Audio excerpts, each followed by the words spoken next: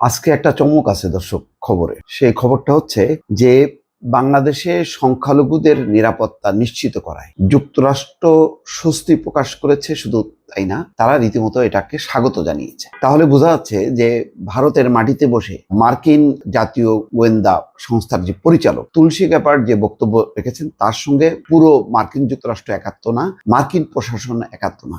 সম্ভবত তিনি প্রভাবিত হয়েছেন, এবং তুলসী গ্যাবার্ড এমনিতেই বিতর্কিত একজন। তার নিয়োগ নিয়েই তো স্বয়ং মার্কিন আইন প্রণেতা রিপাবলিকান দলের, সেখানে অনেক রকম বিতর্ক। তার মা হচ্ছে হিন্দু মতাদর্শে বিশ্বাসী। তার মা তুলসী গ্যাবার্ড সহ তার যতগুলো সন্তান আছে সবার নামই নাকি হিন্দু নামে নামকরণ করেছে। তুলসীকে বলা হয় ভারতীয় বংশোদ্ভূত, কিন্তু না, তিনি মার্কিন, কিন্তু তার মা হচ্ছে ভারতীয়। তো নানান কারণে যখনই তুলসী গ্যাবার্ডকে নিয়োগ দেওয়া হয়েছিল, তখনই কিন্তু একটা উল্লাস দেখা গিয়েছিল ভারতের শাসক দলের মধ্যে। এই তো তাদের স্বার্থ সে দেখবে।